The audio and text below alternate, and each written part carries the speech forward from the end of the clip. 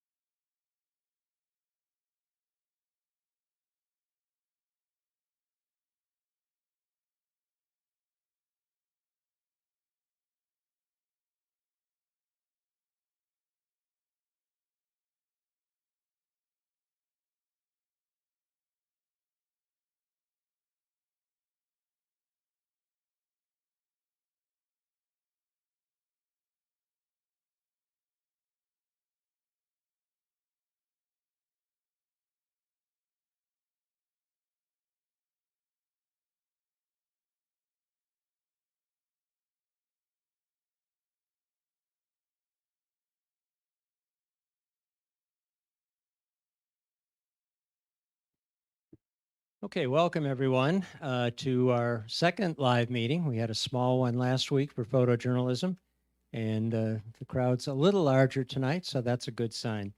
I do want to, again, like I said, welcome you. Tonight's presentation is by Kolman Rosenberg on manual exposure. Let me go ahead and, let's go ahead and advance this and get that started.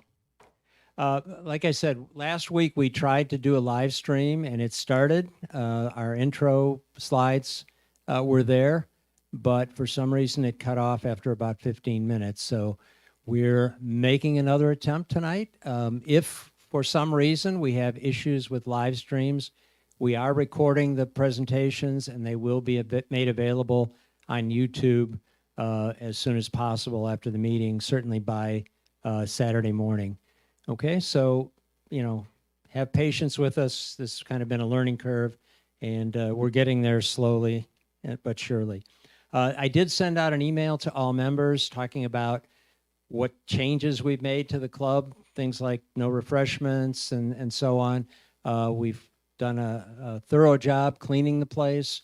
We have a cleanup crew that will be here afterwards to clean up. So we ask you not to plan to stick around too long afterwards because the cleaning person pretty much has to help close up. So kind of keep that in mind.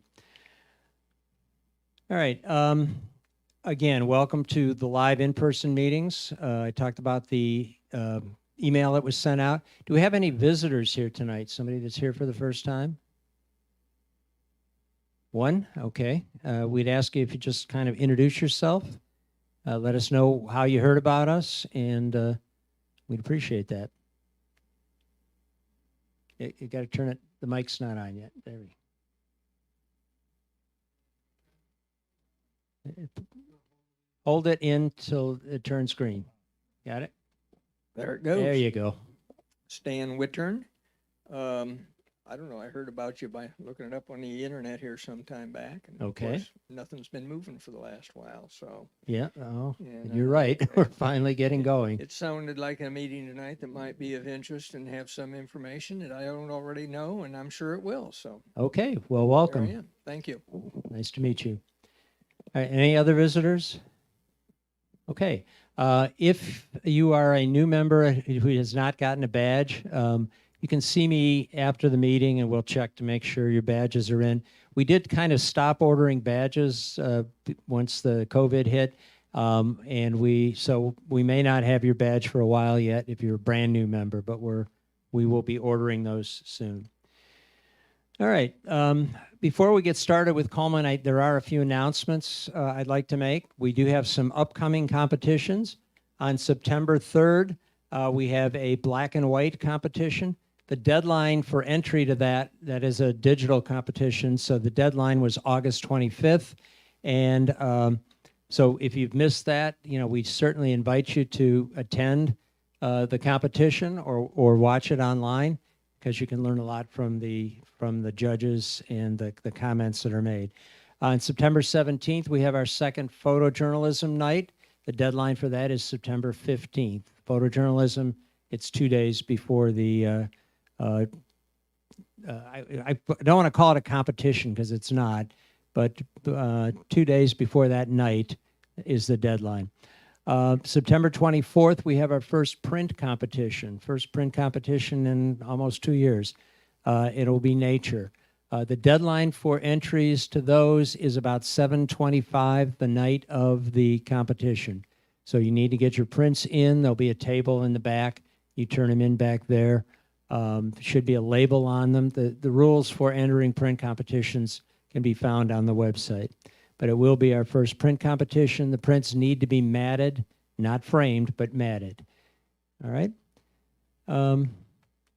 Some upcoming field trips. We did get tickets for the Cleveland National Air Show. Some of you may be here to pick up your tickets tonight. That was sold out, the tickets that we had available, but it is a good opportunity to go and take some photos, some great action shots of what goes on at the air show. Other items of interest, these aren't actually formal field trips, but they're informal field trips. On September 18th, Buchan, Ohio, it's a rodeo. It's held down south of Lodi. Again, great opportunity to get some terrific action shots. September 18th and 19th, there's a Civil War reenactment in Zoar, Ohio. We've heard it's really good, so you want to get down there and take some pictures there. And also that same weekend, there is a balloon fest or balloon A fair in Ravenna. I do want to warn you that unlike Chagrin Falls, where you could actually get out onto the field and get up close and personal with the balloons, supposedly you're not going to be able to do that here. But again, it's a good opportunity to see some, get some great shots of balloons. Also, and I don't have it on here, but September 9th, the Chagrin Valley Camera Club is holding a Zoom session with Don Komarechka, who has spoken at the club here. He's kind of famous for his macro photography and in particular his frozen bubbles. It's going to be held at 7 o'clock on September 9th, which I believe is a Thursday night. There's information on the website, on the homepage of the website, as to how to sign up for that. You have to register. There's no cost, but you have to register for it so they can send you the Zoom link for that particular event. So I'll put more, if there's something on the calendar, or not on the calendar, I think it's on the homepage, but I will be putting more information out there on the homepage and on in the calendar. We do have some other field trips that are coming. We've just gotten some information in, so they're not posted yet, but kind of keep your eye on the calendar and the web page for that. All right, one other thing, our classes will be starting September 1st, so enrollment is open for those. Fundamentals is filling up rather quickly, so those will be, fundamentals will be held on Wednesday nights for 12 Wednesdays. A great introduction to photography.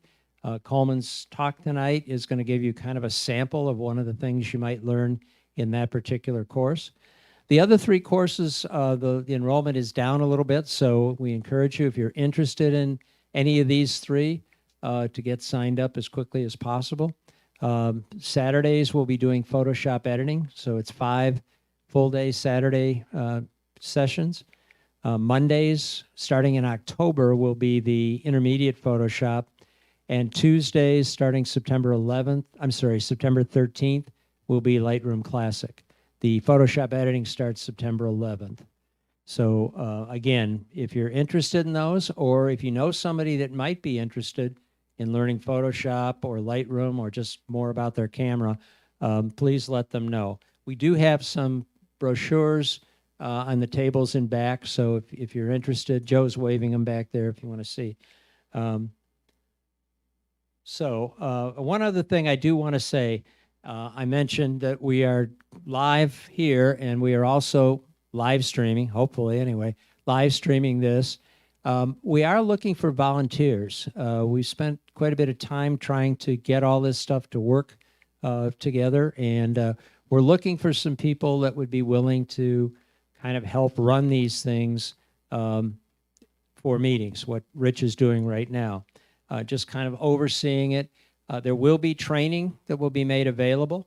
You don't have to commit to being here every week, but if you could commit to being here some weeks, we could set up some kind of a rotation. We get enough people interested, and hopefully it will make things go a lot more smoothly. I don't want to count on Rich being here every Friday.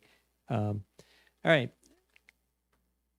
Okay, and again, we invite you to watch this and most of our Friday evening meetings at your convenience on the CPS YouTube channel. We may have CPS webpage, and or you can go to YouTube and search for Cleve Photographic, and you'll see the information that we have out, the videos that we have out there. You can subscribe to our channel and choose to be notified whenever a new video is posted. All right, so tonight's speaker is Kolman Rosenberg. Kolman has been a member on and off since 1975. He's currently an instructor in the Fundamentals of Good Photography course. And again, as I said, you're going to get kind of a sample of one of the topics that he talks about. He worked for Dodd Camera for about 6 years. He is an instructor at Cuyahoga Community College teaching digital photography. And he also kind of runs our Masters of Photography program for CPS, where we kind of highlight famous photographers and then encourage people to shoot some photos in that particular style for those photographers. It's a great way to kind of step out of your comfort zone, try something a little bit different, and so on. So tonight's topic is manual exposure. And so with that, I'm going to turn it over to Kolman. Yeah, I can take that. Need the- Oh, yeah, sorry.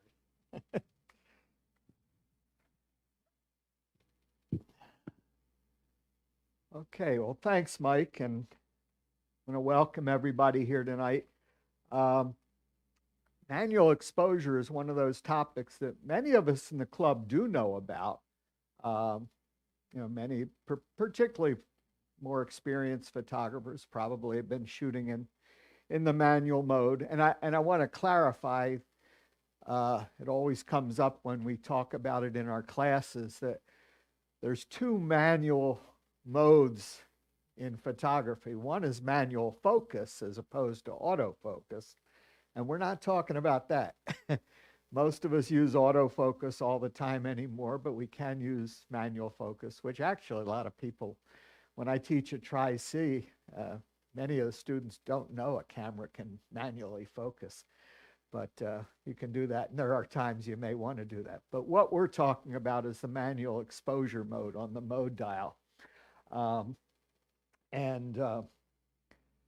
As Mike said, it is a class. It's part of our fundamentals class. And yet tonight I'm abbreviating it a little bit because during the fundamentals class, it's much more interactive. We have 3 hours and we have helpers and we stop and we actually do the things that I'm talking about. We won't really have time for that tonight, but I do want to, I guess, make people aware, those particularly who don't shoot in manual or who may have been intimidated by manual over the years, that it really isn't all that hard. It does develop, or it does require some knowledge of how the camera works and what the 3 variables that we're going to be talking about can do. But once you understand it and know how to do it on your camera, it really isn't that difficult. So hopefully get any of you who don't shoot in manual interested in it tonight, and perhaps encourage you to sign up for the fundamental school. In fact, one of the things I recently found out was that all of the students who sign up for fundamentals get 4 free months of membership in CPS. And if you're already a member, they will take that 4 months off of your yearly membership for the year that you sign up. So it can be a significant savings for you, and you'll learn a lot too. So that's the main thing. So we will be somewhat abbreviated session tonight. So let me advance here. So we're talking about the manual exposure mode.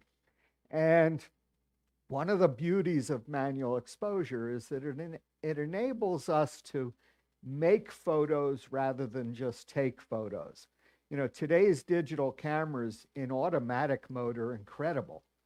If you take a photo in automatic, you can be pretty well assured that you're going to get a photo that's going to be in focus and properly exposed.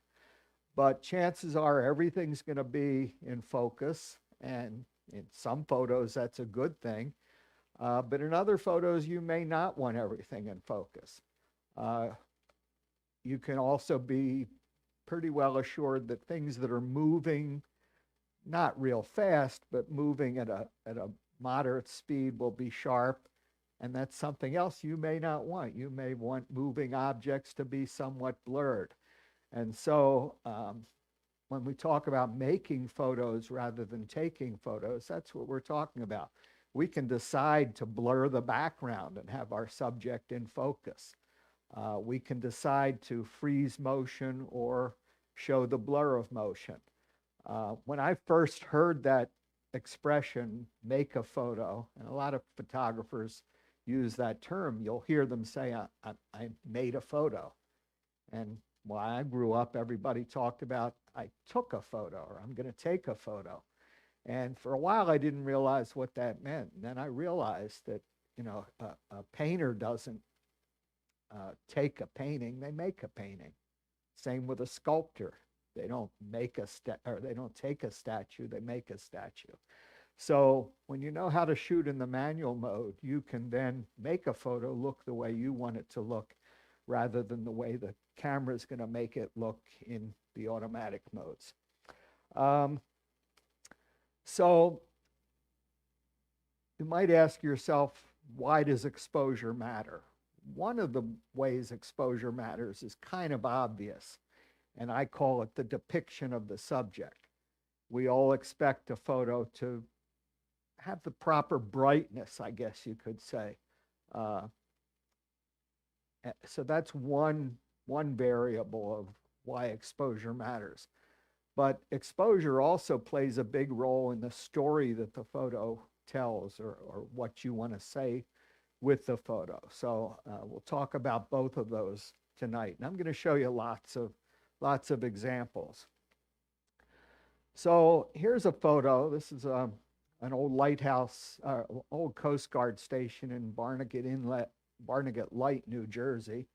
And I'm sure you would all say this photo is a little dark. It's underexposed. Underexposed is the term we're all probably familiar with. The whites in it are, well, on this projector, they do look pretty white, but generally it's really kind of gray. The whites are kind of gray. And if you've ever taken photos in the snow without really knowing how, you've gotten gray snow. If you're not sure about that, go back and look at your snow photos, and I can pretty well assure you your snow is gray. But also in this photo, you know, many of the darker areas, the areas of the photo we call the shadows, are very dark. Many of those areas we see no detail. So we have no detail in the shadow areas in an underexposed photo. And the other extreme would be an overexposed photo, where the whites are too white in this case, and in fact they're we call that blown out. And despite what everybody thinks about Photoshop, where you can fix everything in Photoshop, you can't fix blown out highlights. The whites are the areas we call the highlights. And you can't bring detail back in areas where there is no detail in using Photoshop. So we try to avoid overexposure, we try to avoid underexposure, we try to get something that's in the ballpark of a proper exposure with our photo, where we have detail in the shadows, we have detail in the highlights, and much of the time we're able to accomplish this. Not always, though, and that's something we need to realize too, that our eyes and our brain are able to see a much wider range of light than a camera does. Camera has a much narrower range of what we call dynamic range than we do. And so on a very contrasty day where there are very bright brights and very dark darks, the camera may not be able to capture that whole range of light. And so sometimes we may have to settle for underexposed shadows or overexposed highlights, and we may need to make a choice. And the only way we can make a choice is by shooting in the manual mode. What's important to us? To have detail in the shadows or have detail in the highlights. So that's one of the ways where manual exposure can help us make choices about our photo and make the photo look the way we would like it to look. So the other thing that I was just talking about, the other reason why manual exposure or exposure is important has to do with the story that the photo tells or the mood that the photo sets. So here's a photo where, you know, there's a lighthouse in the background, but the lighthouse was not my choice for what the photo was, the story this photo was to tell. The lighthouse is there to give a little bit of context, but you know, you can see that the lighthouse is out of focus because I didn't want the lighthouse distracting from the subject being the young boy playing at the water's edge with his mom. And, you know, that's really what I want the viewer to look at, not the lighthouse in this case. So I made a conscious decision to use some settings that would blur the lighthouse, give people still, you know, a sense of knowing where this photo was taken, but not drawing their eye to the lighthouse particularly, but to the young boy and his mother. Here's another photo where I could have taken this a number of different ways. And in this case, this was a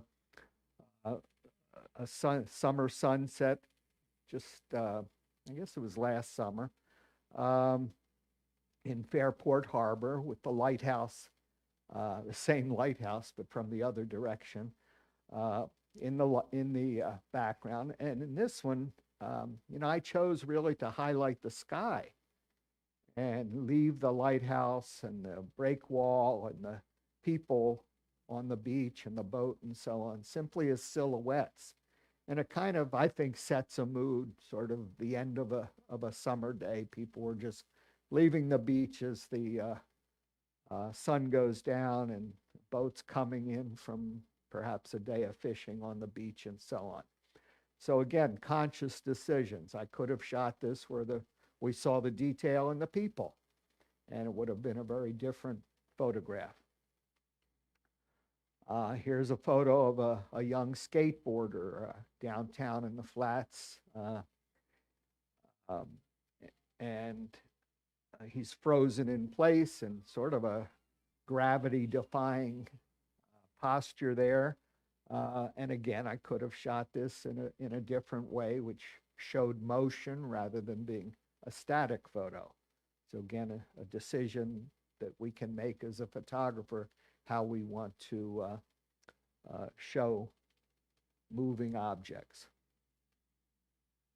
And here was another photo from the beach. You can kind of tell I spend a lot of time around the beach and around the water and lighthouses and so on. But this was a shot that here again, I could have decided to do it one of two ways, showing detail in these two young ladies playing by the water's edge. But I chose to make it a silhouette, which, you know, speaks for itself. It's kind of a cute photo of two young girls, perhaps they're sisters, but, you know, it just tells a nice, warm story. So again, just to come back to the point we're trying to make here is that in program mode, things are fully automatic, or in auto mode, things are fully automatic. And in fact, in the green automatic mode on your camera, if you set your camera at the green icon on your mode dial to full automatic, it locks you out of making any changes whatsoever. And again, it'll take a great photo. It'll be well exposed, but it may not be the photo that you want to make. Program mode is still fully automatic. That's the P on your mode dial. But it does allow you to change some things like white balance and ISO and so on. And then the scene modes.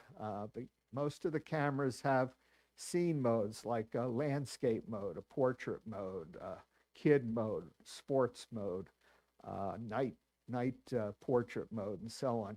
Those are also automatic modes that make some assumptions about the type of photo you're going to take and automatically set some of your settings to what you might do in manual, but without the variability or your ability to fine tune some of those settings. But they also can be useful in getting certain types of photos. And, you know, there are times I shoot in automatic, or really I shoot in program sometimes. If I'm not interested in making art, I may be photographing a grandkid's birthday party or something where I'm just recording an event. I'm not interested in doing something for competition or exhibit or anything like that. So there's nothing wrong at all with shooting an automatic or program, or any of the scene modes if that's what you want to do. But in those modes, we don't even see a meter in our camera. But in manual mode, we get to make those decisions, and that's M on your mode dial. And we'll see a meter. I'll show you that in just a moment. And the meter allows us then to use the three variables we'll talk about: shutter speed, aperture, and ISO, to get a good exposure, and then also to make the photo look a certain way, also using two of those three variables primarily. So it's better for getting the photos the way we want them to be. So as I said, we're going to talk about these three variables: aperture, shutter speed, and ISO. Aperture resides in your lens. It's a series of overlapping leafs that, when we set our aperture, or our f-stop, you may have heard it referred to, we're adjusting those overlapping leafs to make a varying size hole for the light to travel through. So the aperture works very much like the pupil of our eye. We can, when we're in low light, our pupil opens up to let in more light. When we're in bright light, our pupil closes down to let in less light. And when we set the aperture in manual mode, that's what we're doing. We're adjusting or choosing a size of aperture, size of opening for the light to come through, which also has a secondary effect that I'll mention in a few minutes. The shutter speed resides in the camera itself. We have a shutter, which is two overlapping curtains which open and close. And when we set the shutter speed, we set how fast those curtains will open and close. And they also have a secondary effect on our photo and how the photo will look. And then the ISO, or the sensitivity of our camera to light, that's a setting we don't generally use every shot like we might with aperture and shutter speed. ISO we generally set at the beginning of a shoot. We may need to change it periodically during a shoot if we're in different lighting conditions, but usually we set it for the lighting conditions we're in. And most often, or at least when I tend to have to change my ISO, is when I'm in a low lighting condition and I'm photographing some type of action, whether it's sports in a gymnasium or sports on a dark field, or I do a lot of ballet photograph for one of the local ballet companies, and I need to shoot in low light at a fast shutter speed, and that's generally the most common time when we have to raise our ISO. So we'll talk about each of these a little more individually here. So automatic mode, I mentioned, is that green icon on your mode dial. You see it up there. Depending on your camera brand, it may look something like that, or it may just be a green rectangular little box with rounded corners. But usually it's designated in green, so you can easily find it. Then we've got the program mode I mentioned. There's always a joke going around that some people think P stands for professional. It doesn't. Although, I mean, P is an automatic mode, and it's going to take great photos for you. It's main feature is that it is fully automatic, but it does allow you to change some settings, unlike automatic. There are two modes that I call semi-automatic. One is shutter priority. I'll come back to these at the end. But shutter priority, I call it semi-automatic because if you know what shutter speed you want to use to get a special effect, you can set the shutter speed and the camera will automatically set your aperture to give you a good exposure. And it's S on most cameras. It's TV for time value on a Canon camera. And then aperture priority is the other semi-automatic mode where if you want to set the aperture, if you know what aperture you want to use to get a special effect, you can set the aperture and the camera will automatically set the shutter speed then to give you a good exposure. So you have partial control in each of those two exposure modes. And then we do have the scene modes on some cameras, things like landscape, portrait, macro perhaps, a kid mode, sports mode. Some of the bridge cameras and point and shoot cameras have as many as 40 or 50 different scene modes, from everything from cats and separate mode for dogs and beaches and snow, and go on and on and on. But most of the digital SLRs and mirrorless cameras that have scene modes have 4 or 5 that are pretty standard on most digital and mirrorless cameras. And they're pretty much in complete control as well. And what they do is they make assumptions about what we want. However, and the best example I can give you is sports mode. If we're shooting sports in manual mode, we can choose a shutter speed based on how fast something is moving. Well, if we choose sports mode as one of these scene modes, it doesn't know how fast your subject's moving, so it's going to use a faster shutter speed than it might use in portrait mode, but it may not be fast enough shutter speed for what you want or what you need for your particular subject. So these scene modes, they make assumptions, but they may be the wrong assumptions in some situations. So again, it's sort of manual mode that gives us total control. That's the M on the mode dial. And we set everything. And it's intimidating to a lot of people, but I don't think it should be. It's not as difficult as people think it is. But it does take practice to become comfortable at it. So in manual exposure, when we look in our viewfinder, one of the things we see that we don't see in all of the other modes is the meter. And that's our meter down there. There's a midpoint in the meter. It might be designated by a little hash mark, or it might be designated by a 0.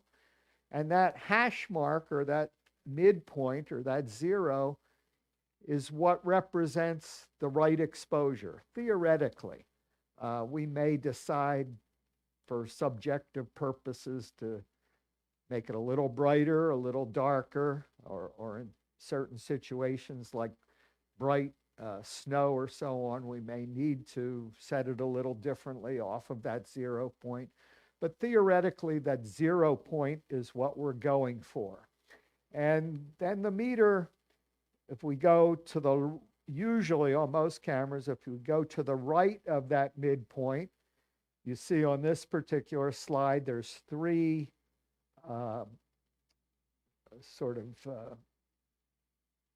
increments to the right, plus in the plus direction.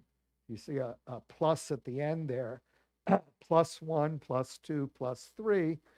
Those are something we call stops of light. And in the plus direction, we would be overexposing. So if our meter read +1, we would be theoretically overexposed by 1 stop of light. +2 would be overexposed by 2 stops, and so on. In the minus or negative direction, we're underexposed by 1 stop, 2 stops, 3 stops, or more. So again, the idea is to get the meter to the 0 point, which indicates pretty much of a proper exposure. So that's generally what we're going for, and that's how we use the meter in the manual mode. And the meter will indicate either by Canon cameras, I know, have like one of these little hash marks that moves back and forth underneath the meter. Nikons have little LED lights that'll light up in one direction or the other, depending on where we are. And if all those little lights go out, then we're at that 0 point. Also in the viewfinder, you're going to see over here in most cameras your shutter speed. You're going to see your aperture setting over here and your ISO over on this side. So there's really little need to take your eye off of the viewfinder when you're shooting. Your subject is up in here. You've got all these various focus points, and we can also use those for one of our metering modes that I'm going to talk about a little later. But everything's right there in the viewfinder for us. Now, today's cameras, we can also see this information on the back of the camera. We can even see our scene. We can see our composition on the back of the camera when we're in what's called live view.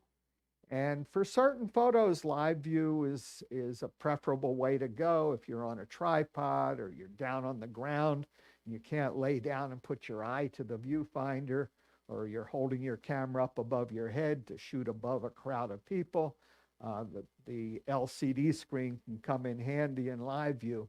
But generally speaking, I usually advise people to use the optical viewfinder most of the time, so that you're seeing the viewfinder, you're seeing all your settings down at the bottom. And the reasons for preferring the optical viewfinder, there are a number of them. The main one is we've all gotten used to holding our cameras out in front of us because that's how we do it with cell phones. But we can't hold a camera steady out like this. And it's important that we hold the camera steady. So by using the optical viewfinder and holding the camera up to our eye, we're much more stable with the camera.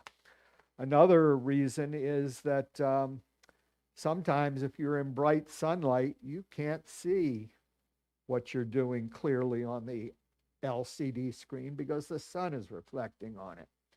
And thirdly, using that LCD screen will deplete your battery very quickly, much more quickly than if you were not using the LCD screen and doing most of your photography through the optical viewfinder.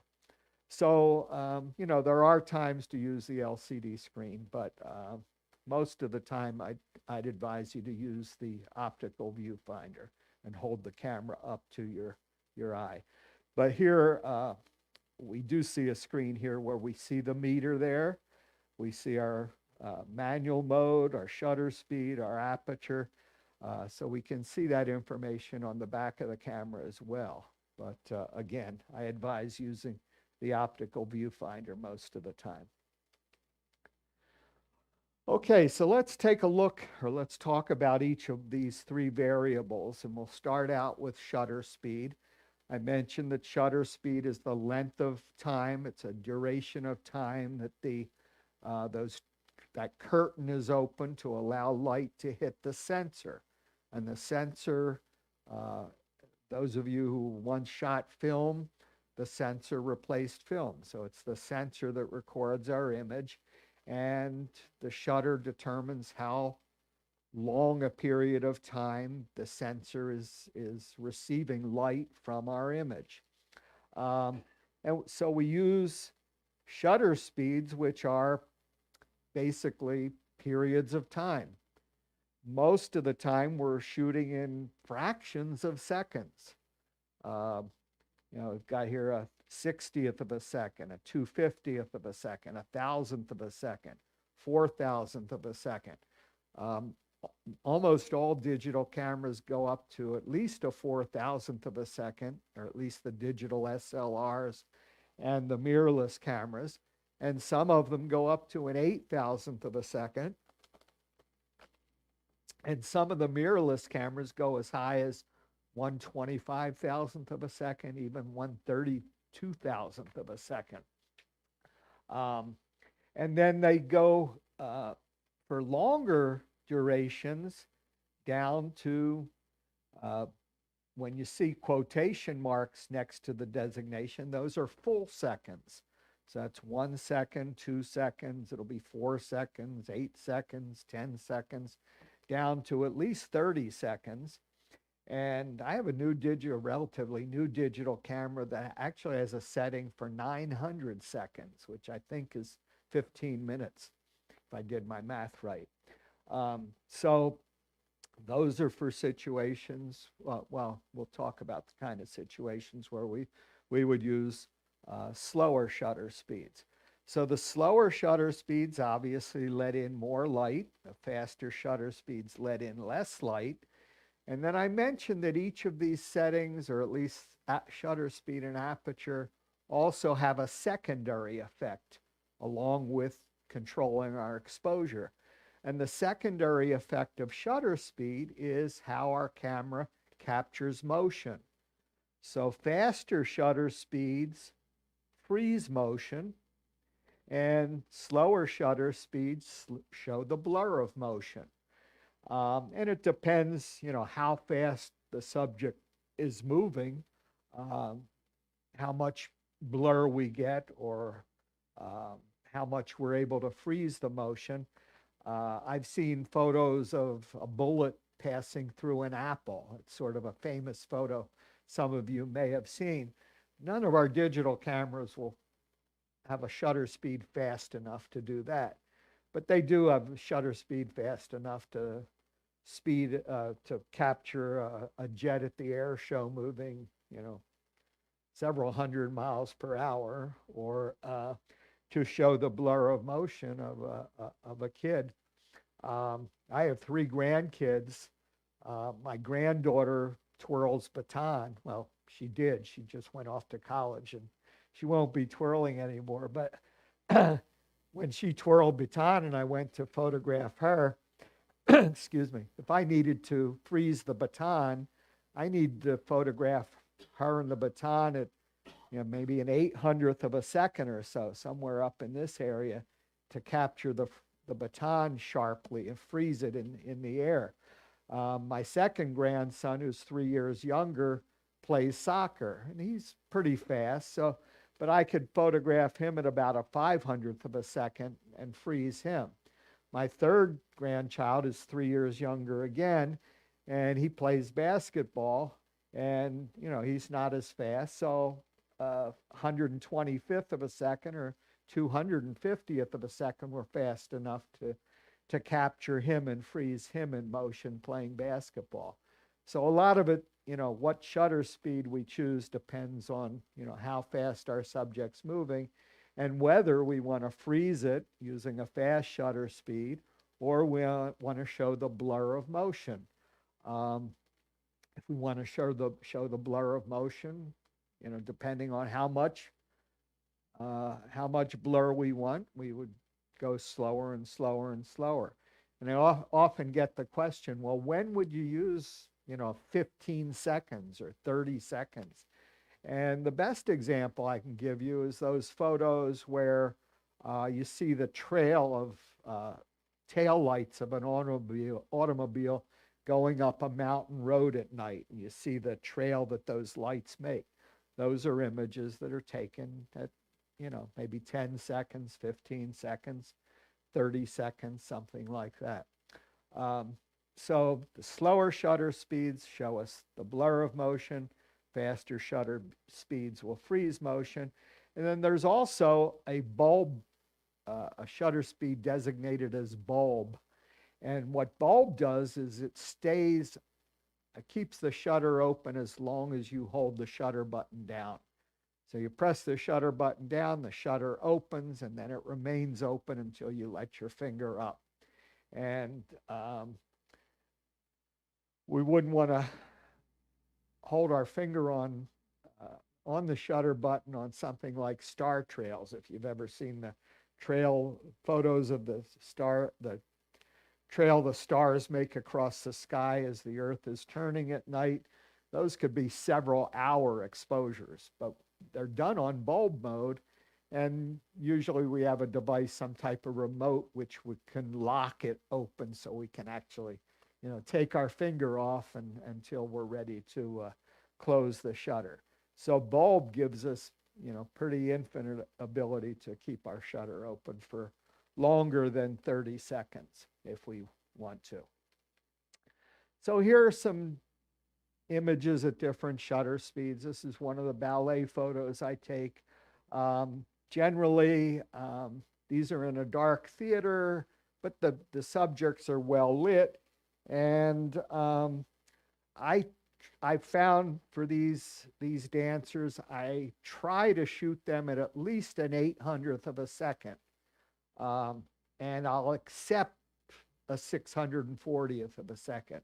If I go below a 640th of a second, I start to get motion blur, often in their hands or some part of them that moves faster than their whole body. So usually I try to get at about an 800th of a second or faster.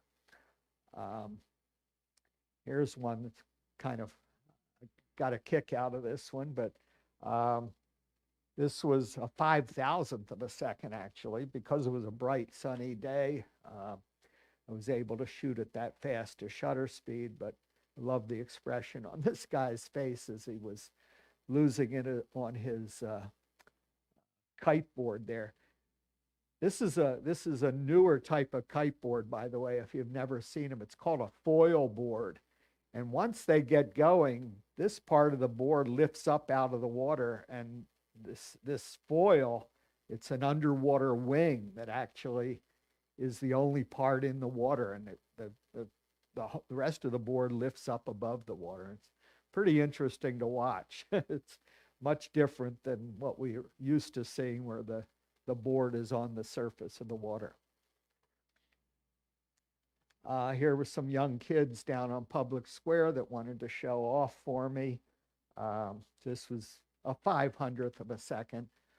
If they had been moving perpendicular to me, 500th of a second may have given me a little bit of blur, but because they were moving toward me, the motion isn't as critical in terms of having a fast shutter speed, because they're coming toward me rather than across the scene. Here's one of those shots where have that silky effect of the water rather than every little drop of water frozen in place. This was just a couple of weeks ago at Tinker's Creek. And this is an interesting shot because it was bright, sunny day. I did not have a tripod with me to be able to shoot a real long shutter speed. And I didn't have a neutral density filter to cut out some of the light to allow me to do a real long shutter speed. So I did a combination of things. First of all, I had to put the camera on a rail. No, I didn't. I handheld this actually at 1/10 of a second shutter speed, which is, it's pretty slow. It's not real slow. But the interesting thing was the new mirrorless cameras have incredible image stabilization, which enabled me to handhold this shot at 1/10 of a second. The other thing I had to do, and it'll become clearer when we talk about ISO, was to be able to get to that low a shutter speed in this bright light.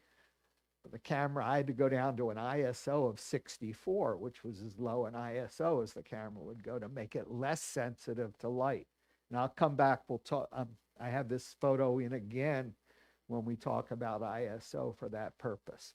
But again, here's just an example of a slow shutter speed, which allows the water to blur, whereas everything else is sharp in the photo, not because it's not moving or not appreciably moving, but the water is blurred because it's moving. This is a shot of the flats from the end of Pershing Avenue, just off of Route 77. Obviously a night shot. And this was a 6-second exposure. And that allowed the smoke coming out of those smokestacks to blur. And the only light on them was from the steel mill below, kind of illuminating the smoke. But it was a 6-second exposure to give us that blur of the smoke. And here's a photo of an amusement ride at a church carnival. And this was a 3-second exposure. These types of subjects, carnival rides and fireworks and things which are bright and colorful and moving, can really give you some dramatic photos at slow shutter speeds. And you never know quite what you're going to get. There can be some really neat abstract types of designs. Had a question? Yeah, I just, in fact, I do the same thing with fireworks. I just shoot different exposures just to see what I'm going to get, not knowing what I'm going to get. Fireworks, when I do the same sort of thing with fireworks, usually my fireworks images are anywhere from 3 seconds to 7 seconds. And I'm just watching the fireworks and kind of sort of leaving the shutter open while there's something happening. And then as it starts to die out, I take my finger off the shutter in bulb mode and see what I get. Yeah, Cal. Tip if you're shooting in long exposure, use the timer. And because you can set up and get more solid on your shot. Because if you're using the plunger, you're moving the camera. Well, actually, on these shots, I'm always on a tripod using a remote, right? So that I'm not moving the camera. Good point. If you don't have that available, use the self timer, right. And then you can stabilize. Right, absolutely. So these are, variable shutter speeds, but slow. And then here's one other. This was actually a night shot. It was dark, and it's a 3-second exposure at a relatively high ISO, which we'll come back to. But one of the things I became aware of purely by accident a few years ago is our digital cameras are so sensitive to light that we can turn night into day. The camera out there with the highest ISO these days it's one of the pro level cameras. I really should mention this later when we talk about ISO, but it has an ISO of 3,280,000, which would enable you to take a photo at a 500th of a second in a dark closet and get a photo. And it wouldn't be a very good photo, but it just points out how sensitive these cameras are to light. They can see light that we can't see. In this case, just a high ISO, relatively high, not terribly high, was 3,200 and a 3-second exposure. And then here's an action photo. This not terribly fast. This was a 200th of a second. And again, she's sort of moving at an angle where the motion is not totally perpendicular to me. She's somewhat coming toward me, but you can see motion in the wheels of her wheelchair. And incidentally, this is a young lady by the name of Tatiana McFadden, and she's in Tokyo right now participating in her 6th Paralympic Games. She's like the fastest woman on earth because she races in a wheelchair, and she's an incredible athlete. And then this is a little different technique. This is actually a slow shutter speed. This is a 40th of a second, but this is a technique called panning. And it's a neat technique that gives you a little different look to the photo. You'll notice that the motorcyclist is sharp, even though this is at a relatively slow shutter speed of a 40th of a second, but the background and foreground are blurred. So what panning is moving the camera with the subject at a slow shutter speed. And it takes a little bit of practice to really get it so that the subject is pretty sharp. You sort of have to start following the subject before you open your shutter and get up to speed with them, and then open your shutter and follow them, so that you're moving the camera pretty much at the exact same speed that the subject's moving, but then that slow shutter speed allows the background and foreground to be blurred. So it's a neat effect to have some fun with and get a little different look if you'd like to. Okay, in the actual fundamentals class, we would stop at this point. We would show everybody how to change their shutter speed. And on your camera, you may have one or two what are called control knobs. One of them is almost always sort of where your right thumb lands on the back of the camera. And then some cameras have a second one that's in front. One of them would control your shutter speed, one would control your aperture. If you only have one of them, then there's also a button that you can press and hold in and turn that knob, and then changes the other setting. So we don't have time to do that in this session tonight, but at the end too, I'll give you my email address. Encourage you to sign up for the school if you want to learn how to do this, and we'll have helpers help you and so on.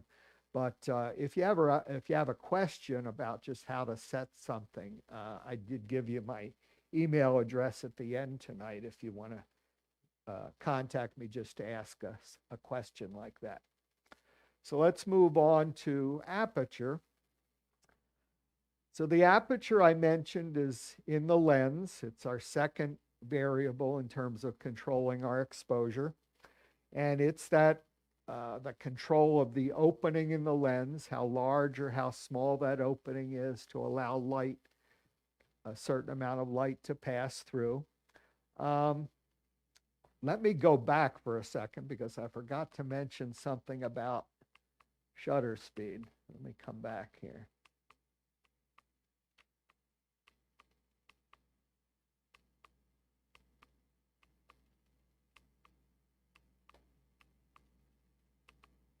Okay, the very important point. For each of these shutter speeds, these are sort of the main designations we use. There are actually, we call each one of these intervals a stop of light. And there are actually thirds of stops in between these two. So you may see some other numbers in your viewfinder on your camera as well. But the important point to know here that I forgot to mention is, as we go from one stop to the other, depending on which direction we're going, we either double the light if we're going to a slower shutter speed, or we cut the light in half from the one prior. So when we go from a 30th of a second to a 60th of a second, we cut the light in half. When we go from a 60th to 1/125th, we cut it in half again, unless you're a mathematician, in which case you'd realize that half of a 60th is actually 1/120th, but they cheat a little bit to keep things ending in fives and zeros. Go from 1/125th to a 2/50th, we cut the light in half again. Going in the opposite direction, we double the light for each stop. So we go from a 500th to a 250th, we double the light. 250th to 125th, we double it again. 125th to a 60th, we double it again, and so on. So it's an important point, because when we now go forward to aperture, the same thing applies.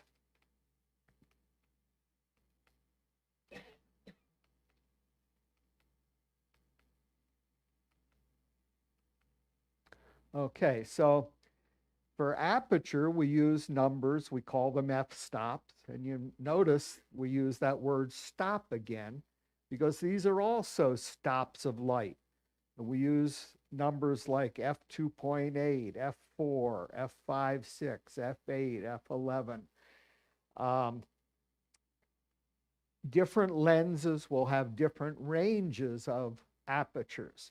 Unlike shutter speeds, where we have a very wide range of shutter speeds, we have a much narrower range of aperture settings.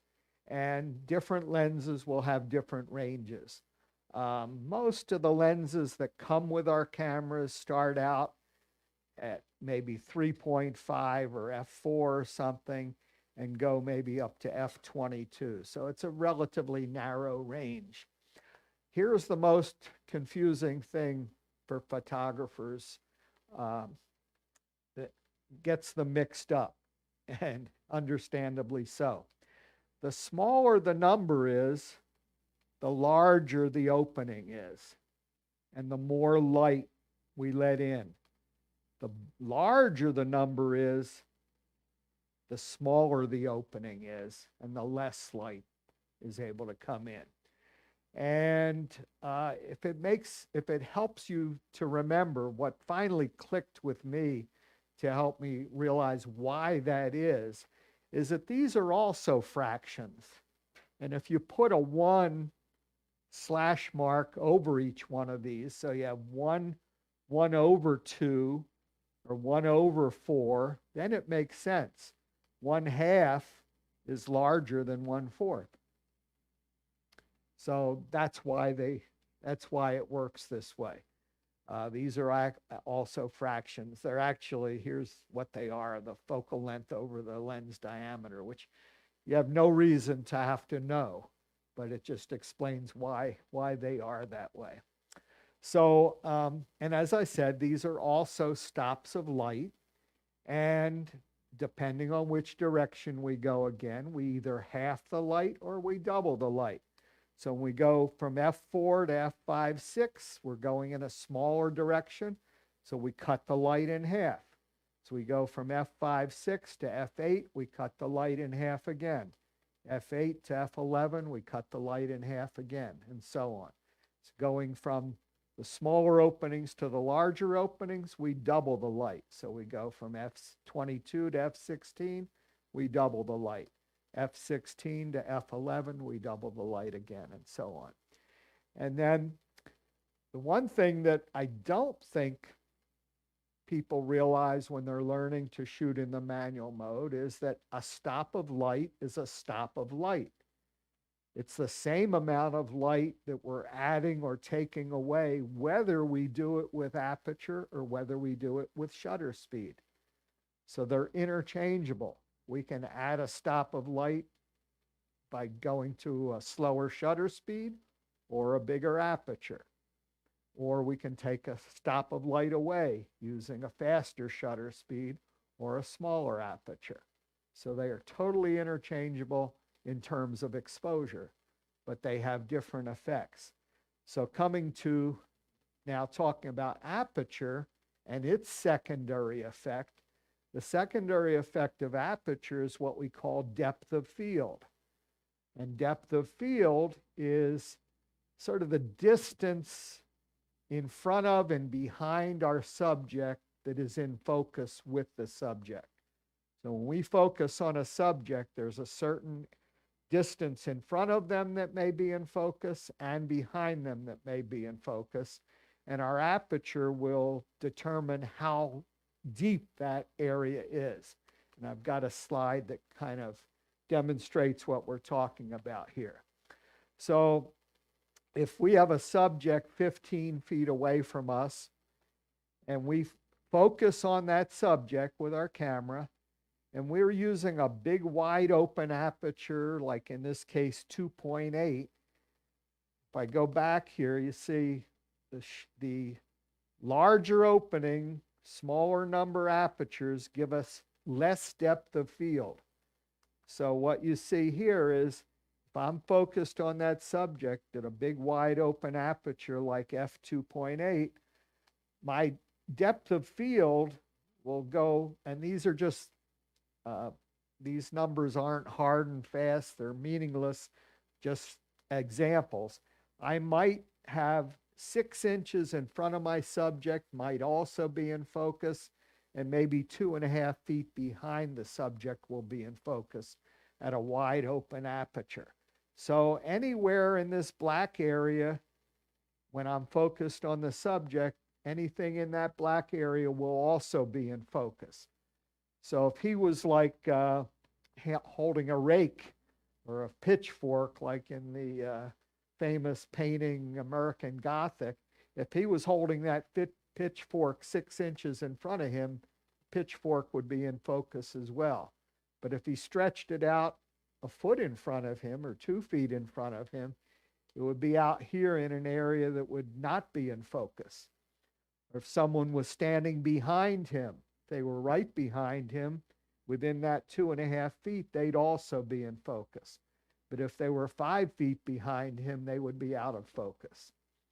So wide open apertures give us relatively shallow depth of field.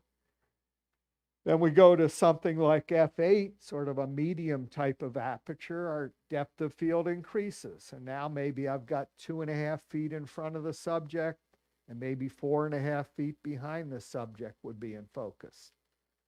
And then if we close down to an aperture like f22 or something along those lines, might have 10 feet in front of the subject to who I'm focused on in focus. And then actually probably as far as you could see to infinity behind the subject would be in focus. There are a couple other things that also play into our depth of field. The focal length of our lens. Longer focal length lenses like 200 millimeter, 300 millimeter lens will give us shallower depth of field than a 50 millimeter lens. And also our distance to the subject. The closer we are to our subject, the shallower our depth of field, and the further away from our subject, the greater the depth of field.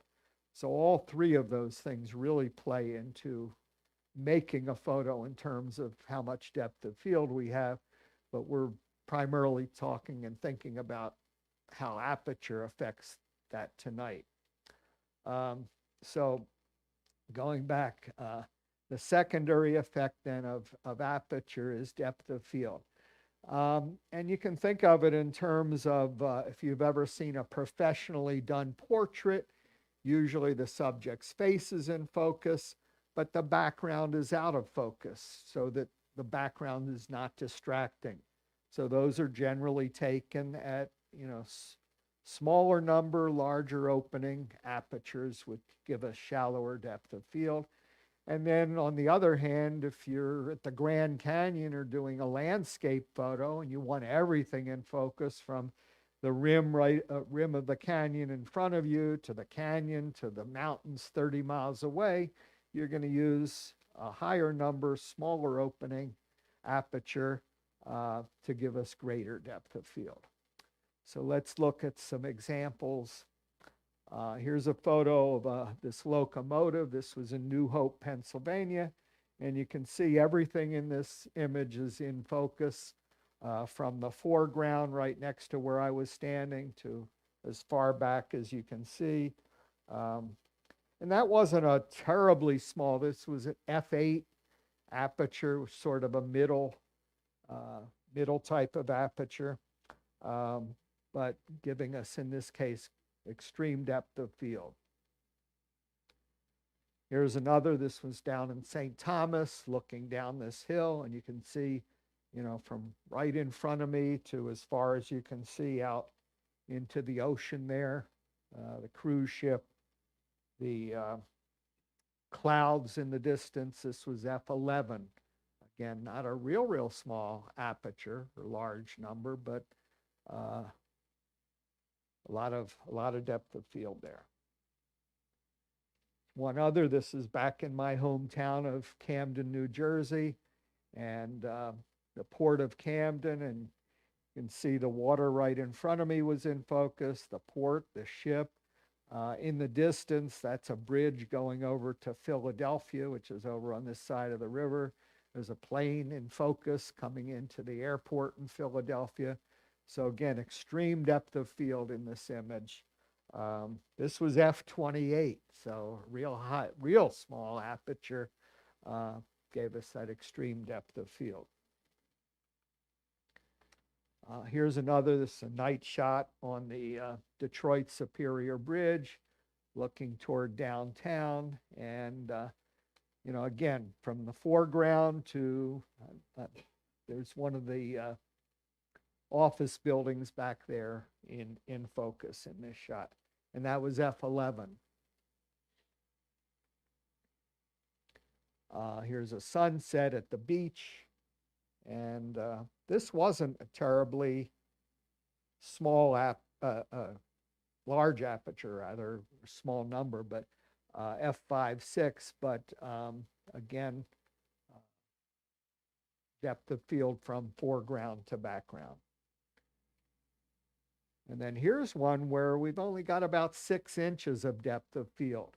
The seagull is in focus. The sand right below him is in focus, but only from about there, you know, 3 inches in front of him maybe, and a couple inches behind the seagull in focus.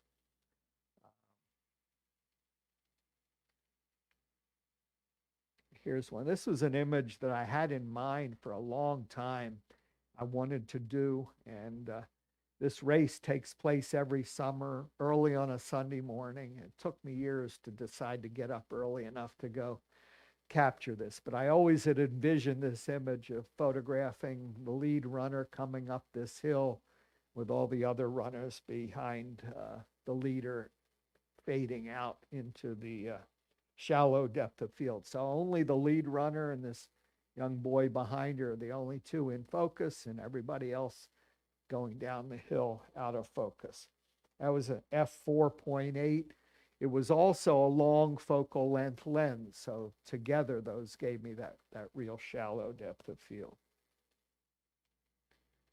And here's one I took sort of right at ground level of that Menor Headlands Lighthouse. The stones right in front of the camera out of focus, and then out a few feet, things come into focus, and then they're in focus infinitely from that point on. And then here's another shallow depth of field. This was one that was a relatively small aperture at f/11, but because I was so close to the seagull, the depth of field is shallow. I was walking out on a pier, and I was above the seagull walking out on the cement pier, and he or she flew by sort of below me, and I was able to grab a quick shot, and the water is nicely blurred, which in this case is another advantage to having shallow depth of field. Sometimes if that water had been in focus, we would have had a hard time separating the seagull from the water. It would have been hard to actually see the seagull because some of the same textures and so on. But because of the fact that the water is out of focus, the seagull stands out from it. And that's another important advantage to sometimes having shallow depth of field. And then here's some fungi growing on a log in the woods. And again, you know, just a few inches of depth of field there. The foreground is out of focus. The background is out of focus. but there's a few inches of these fungi that are in focus. This was an aperture of f5.6. And then here's one that I captured. This was actually out in Missoula, Montana, and saw this guy sitting on a hill behind the minor league baseball field watching the game, and he was the subject, so he's in focus, but I used an aperture that put the game out of focus, but you can see there's a baseball game there. I want to draw the eye to the gentleman and his bicycle. And then here's another sort of typical real shallow depth of field. This is a Magnolia Blossom, and basically blurred background behind it. And one more, this was a lucky shot. I was able to capture real quick, fortunately the camera focused quickly, but captured the seagull as it was kind of flying by that Menor Headlands lighthouse. And aperture 5.6 kept the seagull in focus, but the lighthouse in the background out of focus. Excuse me? I was probably following him. I have a thing about seagulls, or another thing. I shoot a lot of seagulls. So I think I was kind of trying to follow him, which isn't always easy, but. Okay, so again, we don't have time to do it here tonight, but to change the aperture on your camera, you would again use one of the command dials and possibly a button in combination depending on your camera. Those are things you'll need to check in your manual for if you're unaware of how to do that. Okay, the third variable then that we have is our ISO. And the ISO is the sensitivity of our camera to light. As I said a few minutes ago, we can set our camera at a very high ISO and make it very sensitive to light so that we can do something like shoot in a dark closet and get an image, or turn night into day if we want to. Or we can shoot at normal ISO levels, which we do most of the time in daylight. The one thing to know about ISO, however, is that there's a bit of a trade-off with ISO. The higher we go to make our camera more sensitive to light, at some point we'll run into what's called digital noise. And it looks like what we used to call grain. If you're familiar with shooting with film, we got the same sort of effect with film. When we shot it, more sensitive film or higher ISO film, we got grainier images. With digital photography, we get what's called digital noise, where what it actually is when we make the camera more sensitive, it actually picks up electrical interference from itself. And it causes little dots, if you will, or a grainy look to our photos.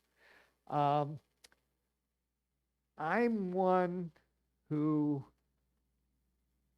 high ISOs does not scare me. And yet, over the years I've been involved with photography, particularly digital photography, I've heard photographers tell other photographers, never shoot above ISO 800 or never shoot above ISO 1600.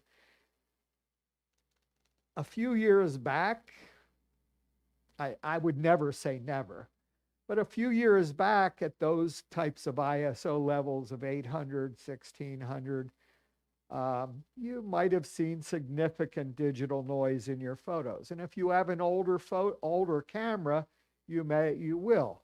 But it is the one thing that has improved every new camera that comes out. The ISO capability to shoot at higher and higher ISOs has gotten better and better and better.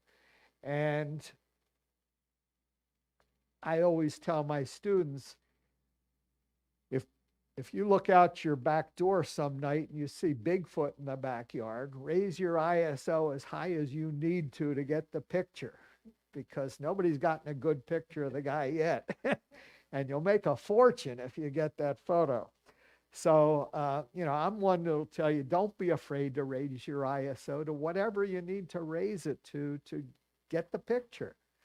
A lot of that digital noise you can get rid of in using software. So if you do your own editing, it's fairly easy to get rid of a significant amount of noise. So don't be afraid to use whatever ISO you need to get the photo.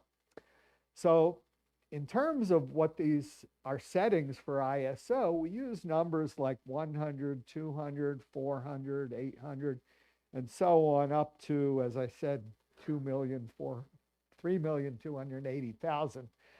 Most of the cameras that we would all be using might go up to 12,800, 25,600, maybe 51,200, I guess would be the next one here. Those are ISOs that are common in today's newer cameras. And the higher the number, the more sensitive to light. The lower the number, the less sensitive to light. So these lower numbers are going to give you the best quality images. And if you've got plenty of light, you know, that's where you want to be. But in low light situations, again, particularly where you need to use a faster shutter speed, then you're going to need to be up, you know, in some of these higher areas. And you're going to get some noise, but it may be surprising. It won't be enough noise to really, in many cases, make a photo terrible. Now these are also stops of light, and they double or half. Now, aperture and shutter speed physically doubled or half the amount of light. ISO doesn't actually change the amount of, or cut the light in half or double it, but it makes the camera twice as sensitive or half as sensitive. So it has the same effect. So as we go to bigger numbers, we double, in effect, we double the light. So 400 to 800 is one stop again. We also call these stops, and they're interchangeable. So we double the light, we double it again, we double it again, we double it again. Going in this direction, we cut it in half, we cut it in half, we cut it in half, we cut it in half. And they are stops that are totally interchangeable with shutter speed and aperture.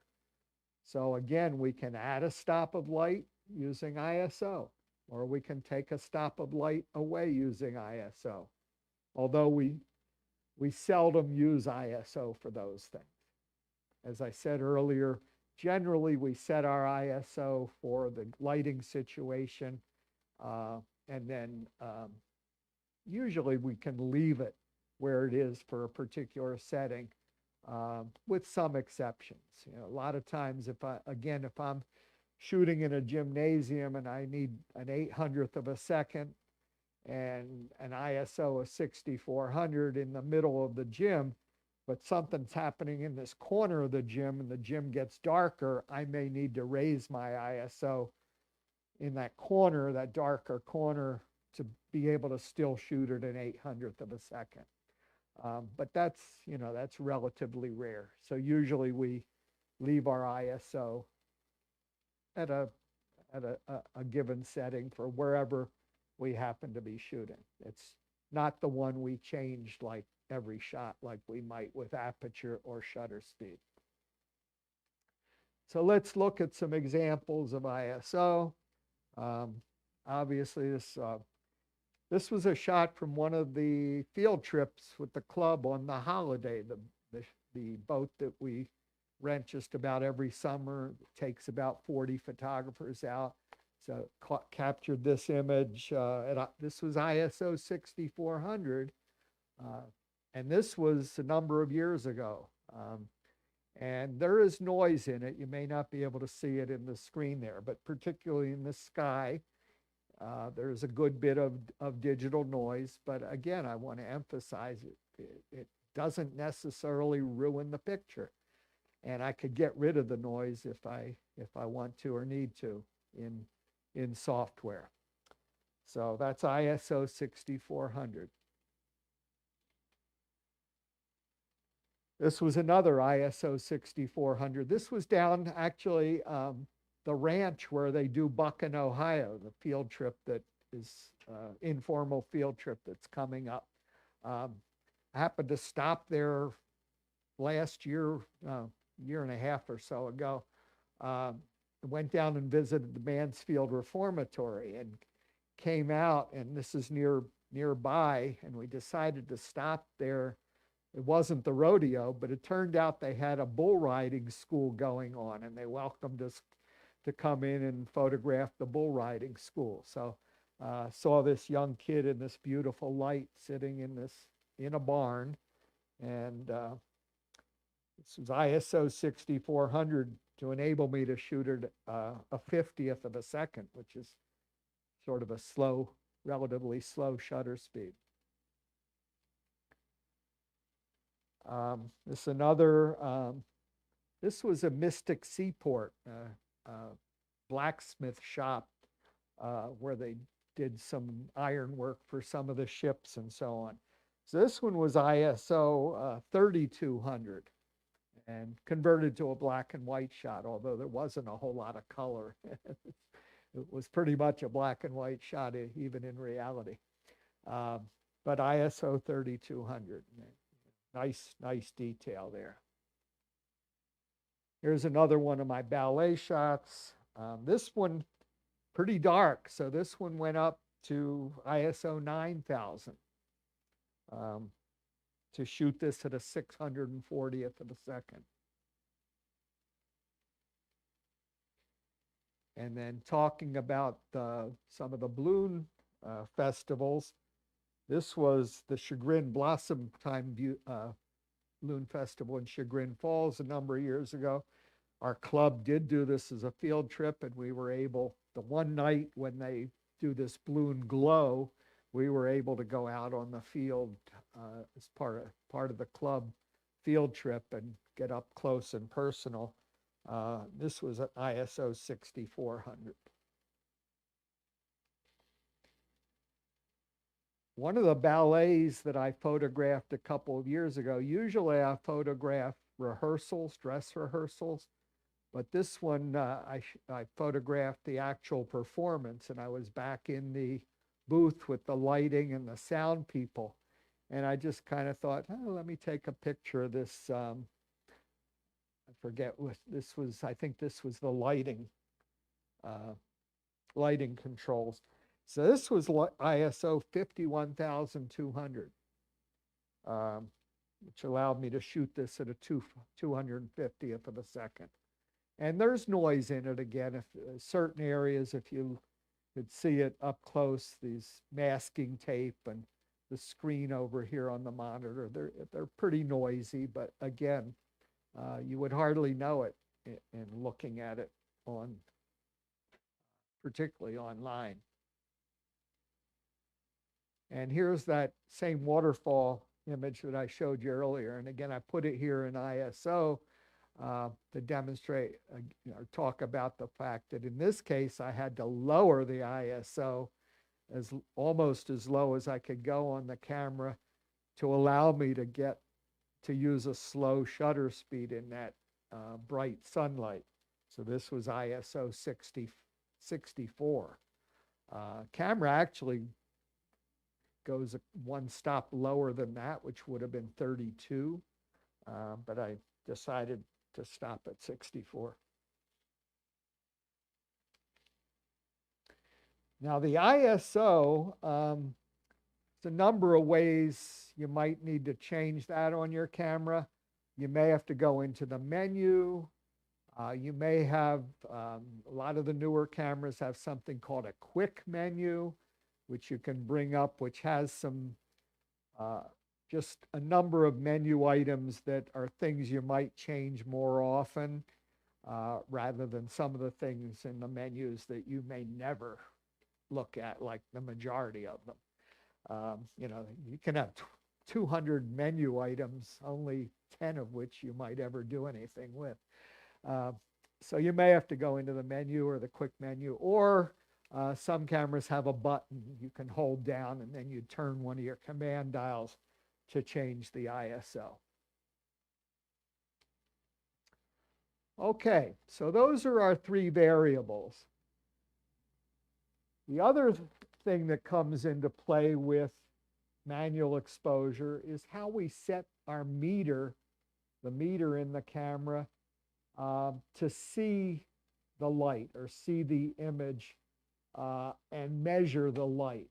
And there's 3 or 4 different ways that our camera can do that. One is called average or matrix or evaluative metering, depending on the brand of camera you have. One is called center weighted metering, and one is called spot metering or partial metering. And then some of the new mirrorless cameras have some additional modes as well. I used to have a Fuji mirrorless that had 6 or 7 different metering modes, number of which I had no idea how they differed from some of the others, but they did. So when we're in average or matrix or evaluative metering, the meter or the camera is actually looking at the whole scene, that whole white area in our viewfinder, and it's averaging out basically the light values. And when we get our meter to 0, to that theoretical proper exposure, that 0 point or that proper exposure is based on the average amount of light that the camera sees looking at the entire picture.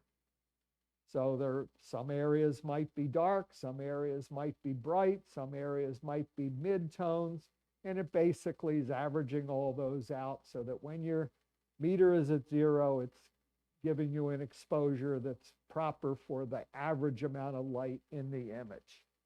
And that's sort of the default one that we can use most of the time. Works well most of the time because most of our images are sort of average. There are mid-tones, dark areas, light areas, and so this one works well a lot of the time. Our second metering mode is what's called center weighted metering, and it also looks at the whole scene, but in its calculations, it's going to give a little extra weight to this gray area in the middle.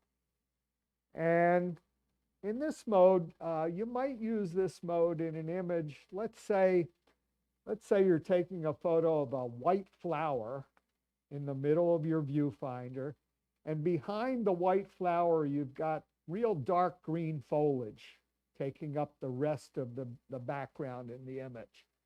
Well, if you use that average or matrix or evaluative metering, the camera is going to see all that predominantly dark background and say, well, we got to lighten that up a little, and it could wind up then overexposing that white flower. But by using this center weighted metering, the camera is going to give a little extra weight in its calculations to the white flower, and you're more prone then to get a properly exposed white flower where the background doesn't affect the exposure on the flower as much as it might in average or matrix or evaluative meter. So it's a great mode for those particular types of situations where whatever's in the middle is much brighter or much darker than what's in the background, because it can work either way. A bright subject or a dark subject with the opposite background. And then spot metering, or Canon has something called partial metering, which is basically the same thing. The camera ignores everything in the scene except one of those little areas, one small circle. And usually by default, it's that center small area in your viewfinder. Now you can change some settings in the camera to use, to move that spot around, make a different spot active. but it also involves oftentimes changing your autofocus mode as well. So it's kind of a little more complicated to do. But basically, again, you're using just one spot to meter on, ignoring the rest of the image. So you've probably taken photos of someone in front of a window or in front of a door and gotten sort of a silhouette of them because the bright background caused the camera to say, oh, it's pretty bright, we need to close down, and you wind up getting an underexposed person, a silhouette, or some of the silhouettes that I showed you earlier, where the background was very bright and the subject then was underexposed. Well, if we wanted to properly expose that subject, then we could spot meter, and we could put that spot on our subject, get our meter to 0, and that's going to give us the proper exposure for the subject. And then the background more than likely is going to wind up being overexposed, but instead of a silhouette, we're going to have a properly exposed subject. So here's an example. I've got this model sailboat in my living room in front of the window. And if I take it in automatic mode, or rather in average metering, or also automatic mode, it's going to expose properly for the whole scene, but I can't see any detail in the hull of the sailboat or the table. So when I switch, though, to spot metering and I meter on the hull of the sailboat, now I can see more detail in the hull of the sailboat. I can see a little bit of the coloring of the table. I can see these decorations on either side. The background's a little bit overexposed, but now I've got the proper exposure for the hull of the sailboat by using spot metering and ignoring all that bright area in the background. So spot metering, I actually use spot metering a lot. I use it when I shoot the ballet. I use it most of the time, actually. And it's tricky because you've got to keep that spot on your subject. So if your subject's moving, it's not always easy to do, but it's going to give you sort of the most accurate exposure on your subject, ignoring the rest of the image. So the metering modes, I really can't tell you how to do that. Some cameras, again, have a button you can press. Others, you need to go into your menus to determine how to do that. So it's something you'll need to check your camera manual to enable you to look at your different metering modes. But you'll have one will be called, and actually usually they're just icons they use for the 3 or 4 metering modes. You'll always have average, matrix, or evaluative. You'll always have center weighted. And then depending on your camera brand, you might have something called spot metering or partial metering, or some Canons have both, partial and spot. The difference being partial is a slightly larger spot. So slightly larger circle that it's using to 64 spots. well, those are used in average or matrix metering, and you can choose which spot you want to use in spot metering. Okay, so let's review here a little bit, kind of putting things together. If you were looking in your viewfinder rather than on the back of the camera, here's your meter. Take a look at that. And what does that meter say? Okay, what it's showing is these little indicators are going off in the positive direction. So it's overexposed. And it's overexposed. These larger increments are stops.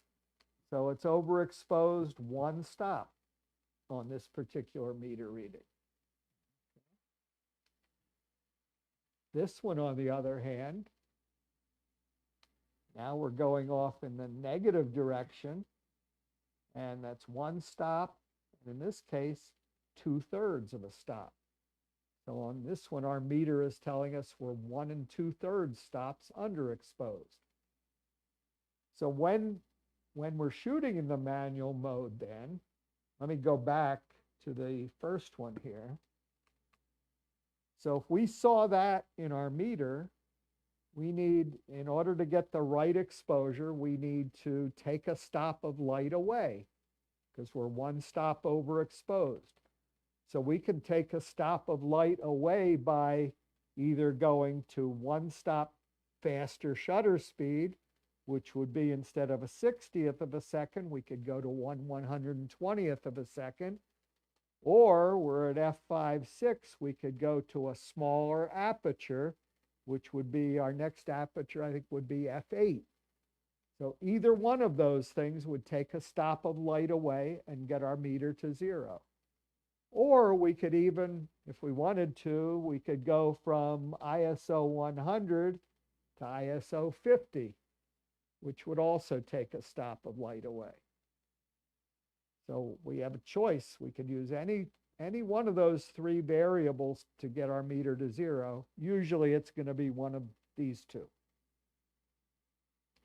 And then in this case, we need to add light, 1 2/3 stop. So we're going to go to somewhere maybe around 180th of a second or something like that. 1 stop slower shutter speed would take us to a 2/50th of a second, and then 2/3 of another stop would be somewhere between a 2/50th and 1/125th, so somewhere in there. Or we could open up our aperture by going to f4 and then another 2/3 of a stop toward f2.8. And that would get us to 0. Or again, we could change our ISO, make it a higher ISO in that case. All those things could get our meter to 0. And then this one, that's our meter at 0.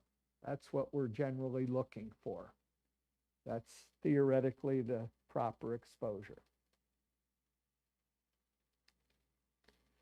So, coming full circle, a stop of light using shutter speed equals a stop of light using aperture, which equals a stop of light using ISO. A stop is a stop is a stop, no matter which one of these 3 variables we use. And here's where we kind of put it all together. We're only going to look at 2 variables here because 3 would just get too confusing.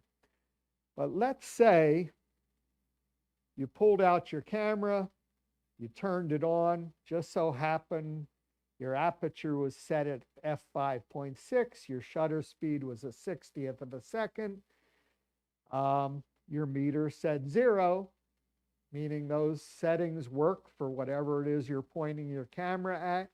You take a picture and it's perfectly exposed. However, let's say there's something in the background that's very distracting, and you'd like to make that background less distracting. So what did we say we could do to blur the background, make it less distracting? We want to use a wider open aperture. A smaller number, bigger aperture gives us a blurred background. So maybe we decide to open up our aperture 2 stops, go down to f2.8 if our lens has a 2.8. That's going to give us the blurred background. But if that's all we do, we've added 2 stops of light. So now we're going to be 2 stops overexposed. So we also have to take 2 stops of light away using our shutter speed. So instead of 1/60th, we're going to go up to a 250th of a second. Now our meter is back to 0. We take the picture, it's properly exposed, and in fact, the exposure is exactly the same as it was at 5/6 and 1/60th. in terms of its brightness. 5/6 and a 60th gives us the exact same exposure as 2/8 and a 2/50th. But now we have a blurred background because we opened up our aperture 2 stops. On the other hand, let's go back to our starting point. And in this case, let's say there's something moving that we want to blur. I always give the example in classes that I'm up here twirling a hula hoop. Not a pretty picture. But at a 60th of a second, the hula hoop may be blurred, but you'd like to blur it some more. So to blur it some more, you're going to go to a slower shutter speed. Maybe you go to a 30th of a second. So that's going to now overexpose one stop. So now you need to take a stop of light away using our aperture. So a 30th of a second in f8 is again that exact same exposure, but more blur, more motion blur. And if it's not enough, maybe you go to a 15th of a second, in which case you're going to go to f11. So one of the reasons that I'm often asked, why don't I label each one of the photographs I show you with its aperture, shutter speed, and ISO? And the reason I don't is because there's literally hundreds of combinations of these 3 settings that will give you the exact same exposure, but different effects. And I want everybody to not be kind of dependent on seeing what settings I used. I did mention the applicable setting to what we were talking about, but I purposely didn't talk about the other 2 settings on most of the images because it's not important. You get your meter to 0, there's hundreds of combinations of aperture, shutter speed, and ISO that will all give you the exact same exposure, but different effects. And that's what this slide meant to show you. And as I said, I left out ISO. I could put ISO in here to add a stop or take away a stop as well. And when I do this in reality, let's say I change my aperture from 5.6 to 2.8, and I may say to myself, okay, I opened up 2 stops here using aperture, so I'm going to take away 2 stops of light here. I don't tell myself that. Once I do this, my meter goes off of 0. And I just use the other setting to get it back to 0. I don't have to count stops. As I open up or close down, my meter goes off of 0. I use the other setting then to take it back to 0. Okay? So I often get these 2 questions. What are the right settings for this picture that I'm going to take? And the answer to that is, of course, it depends. Depends on what I'm going for. Am I going for a picture that has shallow depth of field or extreme depth of field?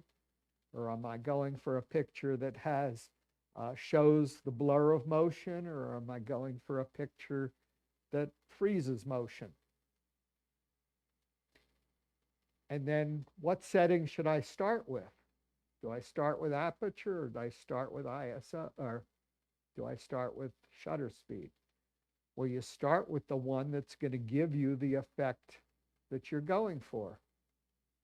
So again, it depends. So if you want a photo that shows either freezing motion or blurring motion, you would start with your shutter speed. You would set a shutter speed that's going to give you the effect that you want, and then you would use your aperture to get your meter to 0. On the other hand, if what you're going for has to do with depth of field, either shallow depth of field or extreme depth of field, you'll start with your aperture.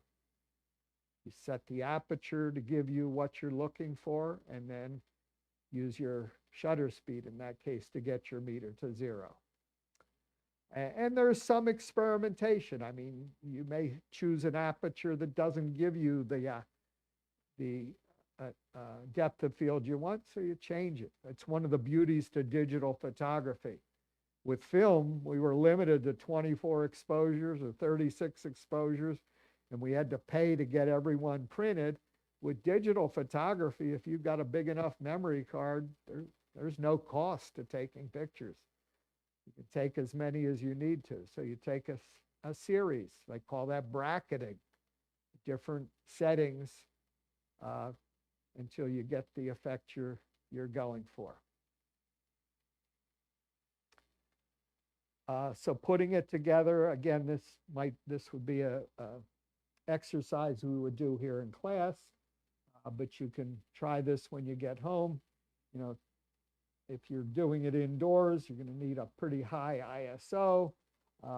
Set your shutter speed and aperture to get your meter to 0, and then take your picture and then change one of your settings to give you a different effect with either motion or depth of field, and then use the other setting to get your meter back to 0. So you're going to take the same composition, but 2 different combinations of settings, just to kind of drive home the point that there are more than one combinations of settings that will give you the same exposure, but give you different effects. I mentioned that I would come back to these 2, shutter priority. Again, this is sort of what I call a semi-automatic mode, where if you know your shutter speed that you want to use, you can set the shutter speed. The camera will automatically set your aperture for you. So it's sort of, you can still be creative by choosing your shutter speed. The camera just gets the meter to 0 for you.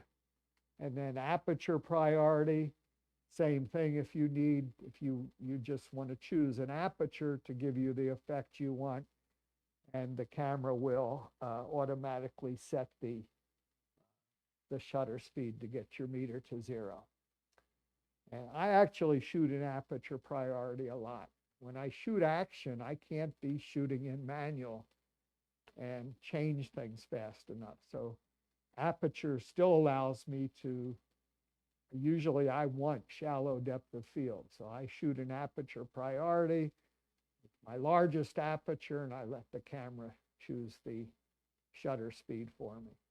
And I set an ISO so that my shutter speed will never fall below the 640th of a second or 800th of a second or whatever it is that I know I need to use for whatever I'm photographing.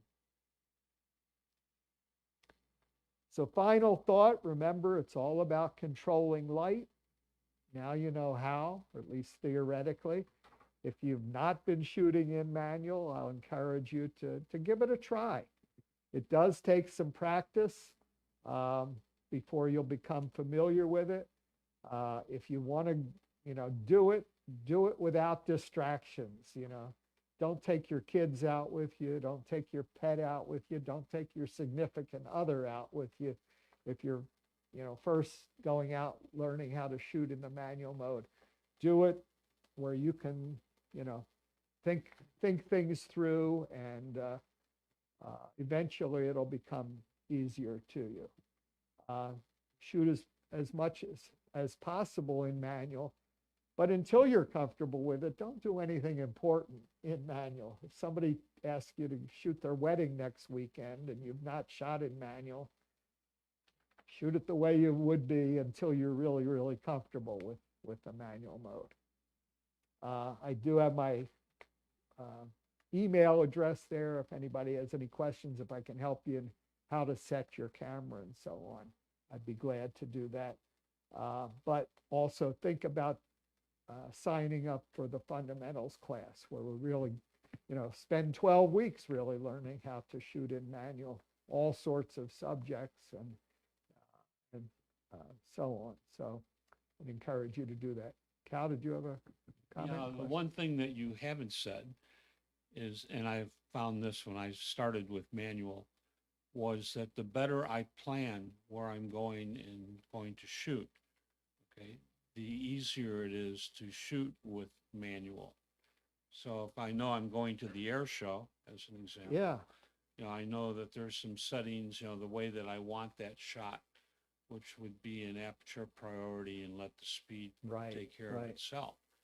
And so I think that planning should be one of the things Yeah. that everybody should do anyway. no matter what. Absolutely. I mean, if you have more than one lens, you think about what lens do I want to use? You know, yeah, there's lots Do I of take lots one of camera or advantages two to cameras? pre-planning. Yeah, right, right. Okay. Any other comments from those of you here in the room? Clicker. Oh. Okay. All right. Well, that concludes tonight's event. Thank you very much, Coleman. You. I do want to remind you that next week is a black and white competition. Also, if anyone is interested in volunteering to learn how to kind of control some of the broadcasting, we certainly could use some volunteers. Anybody that wanted to get their badge, if you don't have your badge, you can see me afterwards and we'll take care of that. And I do want to remind you that the cleanup crew has to stay until everybody's gone. So you're welcome to stay for a while, but please don't leave here about 10:30. Okay. Okay. So again, thank you, Kolman. Special thanks to you for the time and effort you put into this. And again, thanks all of you for watching. If you'd like to view this presentation again, you can visit us on the CPS YouTube channel. There's a link on the website homepage, or you can go to YouTube and search for Cleve Photographic. And again, we invite you to subscribe to the channel so you can be notified whenever a new video is posted. All right, so thanks everyone for showing up, and hopefully we'll see you next week for the competition. Thank you all for me too.